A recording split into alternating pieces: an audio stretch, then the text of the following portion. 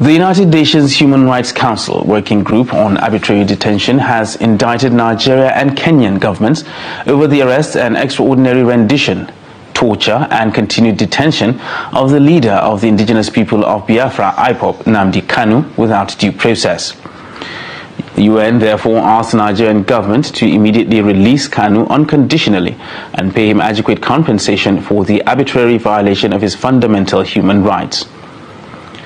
While recommending that government officials responsible for the torture of the IPOB leader be investigated and punished, the UN body further directed Nigeria to report back within 6 months of the transmission of its opinions on Kanu's matter, steps taken to comply with all recommendations thereof. The 16-page report dated July 20th, 2022 was adopted on April 4th by the Working Group on Arbitrary Detention at its 93rd session held between March 30th and April 8th. Good afternoon, esteemed viewers. This is Satellite Media. Mr. Chidedumake, let us examine the situation surrounding Nnamdi Kanu, because according to the court, he have ordered all the parties to collaborate to see whether they could reach out of court settlement. And the 24th of September this month is the D-Day, where the world will know whether all the meeting the different stakeholders have been having have accumulated into a relief for Nnamdi Kanu. Because we are seeing the likes of Ena Baribe leading his colleagues from the southeastern part of the country to meet with the Attorney General of the Federation. We are seeing the minority caucus in the House of Representatives meeting and asking Mr. President to release Nnamdi Kanu. And the governors may be meeting with the president under the leadership of Hope Uzodinma and talking about the governor of Imo State anytime soon. Do you think Nnamdi Kanu will work out freely this time around? The Biafra government in exile. What I mean is that there has been an international dimension to the release of Nnamdi Kanu, and there has been questions over the sudden acceptance of restructuring by the northern Nigeria. There has also been some reservation in the southwest over the state of Nigeria at the point of releasing Nnamdi Kanu, and whether Nigeria is going to balkanize or not. And what we are saying that whatever happens, Nnamdi Kanu should not be used as a political factor to determine who is going to be the next president at the end of the day. Because from what is happening now, it's going to serve Tinubu's administration better than what the northern Nigeria is projecting against Tinubu's second-term ambition. So it's a balanced issue, and we're not going to see how the fight between the southwest and the entire north is going to play out when Nnamdi Kanu is first released. And we're going to expect, another advanced agitation. Plus, nobody will stop that. Nnamdi Kanu did not commit an offense. Okay, let me now ask you, because when nobody have come and claimed to say that he has met with Nnamdi Kanu, who have promised to abide by any condition given by federal government to enhance his early release. Should he do that? What do you think will be the fate of Biafra going forward? See, let us understand that every human being on earth should have access to freedom. Nobody should be seen to be caged by any force. If you do that, you are calling for war, you are calling for resistance, you are calling for another form of struggle. The Biafran consciousness is in detention, and you are giving conditions. Well, let me believe that engineer Baribe is just making a political statement. He's not talking to the generality of the Biafrans all over the world.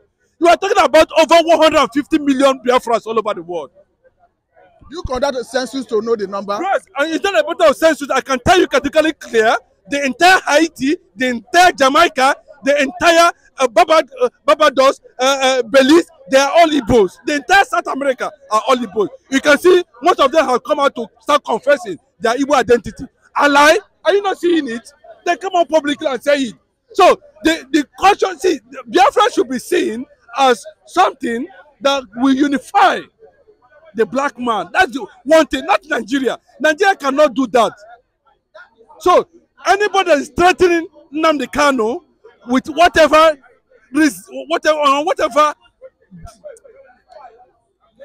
condition, let me put it that way, is just wasting his time. It will take Nigerian government or anybody 250 years to break the rank and file of IPOB. Okay, now So they've not seen anything. Not even Simon Neighbor. Simon Neighbor is completely out of it. Those who are already unseen forces are already there watching the development.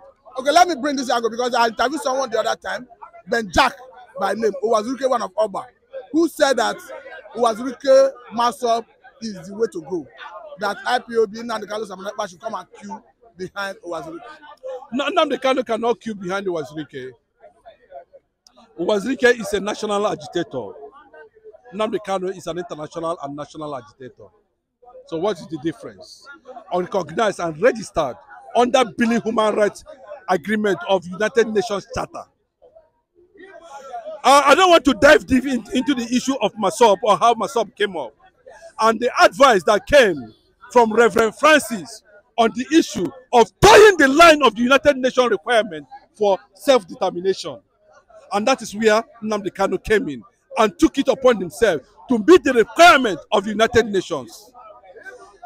There should be a difference of a national agitator and an international agitator, because United Nations is an international organization whose power and mandate has the requirement to order by fiat give a sovereign nation like Biafra. So let us not match two things together. The consciousness started from Uwazuruke. The Masop is a name. Let me tell you, the Biafran intelligence unit, not this one they are celebrating now, is going to be, it's the same thing with Mossad. If we talk about Mossad of Israel today, we talk about Masop of Biafra. Masop will later become an intelligence unit, an intelligent international unit of the Biafran nation. Okay, now let me take you back to Haiti that you mentioned. The Haiti and the like, you calculated their population into Biafra. If Biafra comes today, are they going to be numbered among Biafrans? Yes, because we are going to take every territory. That's the new negotiation that is coming. I'll go and check it on the 15th century map, 15th century map, 13th century map, 14th century map. Centuries. Yes, back. The first people that entered this country know what is called Old East Central States. Which of those states, territories, make up that, including Amazonia?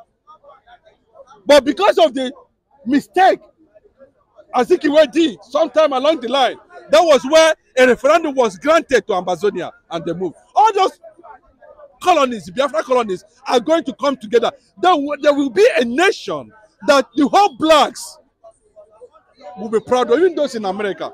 We just need one model black community, black nation, black sovereign nation, that the blacks all over. Bro, you see them coming for vacation. You see them at the, most of them are already saying it. Like Rihanna, one of the richest musicians in the world today, came out and said it clearly that her name is Shoma, that her mother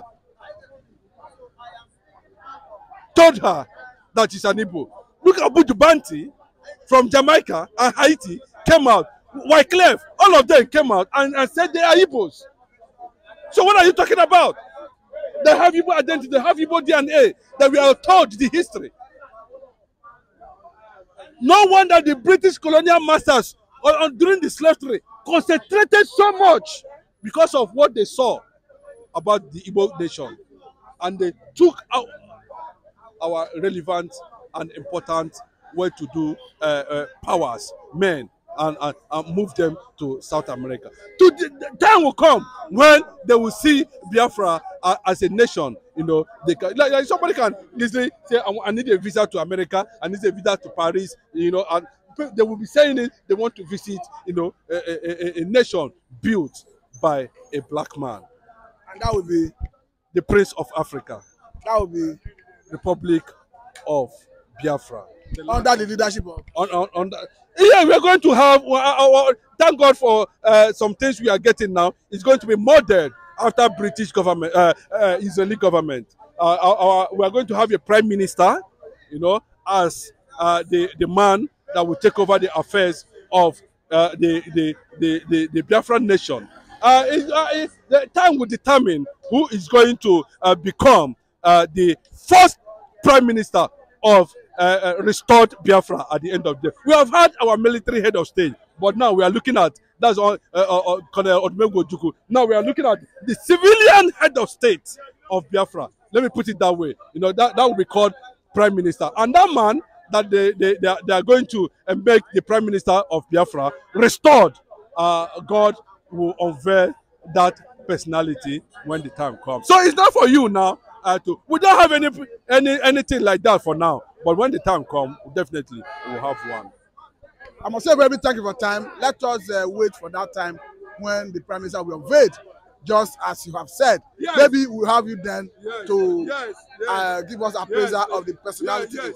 But let me give you an insight of what the African community, the African powerhouse, the black man of Africa is going to expect from Biafra, and when Biafra is finally restored. All the whole colonies is going to be under province. You know, everybody will have democratic and political right of his own community.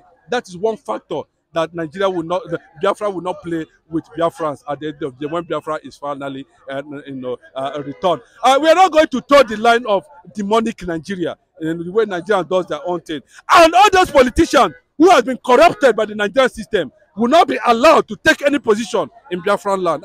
I can guarantee you that. You know, men are working things out. But those, you know, who are taken out as a result of the war, who went through Red Cross, and most of them are all over the world, but they know who they are at the end of the day. They are prepared.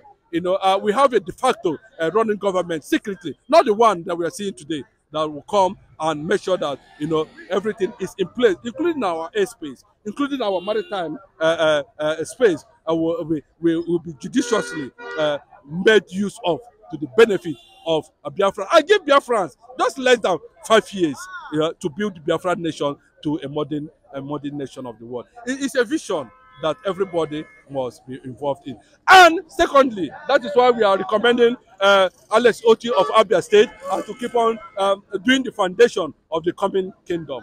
God bless you. Thank you. Thank you very much for your time, Mr. Nnamdi Kanu.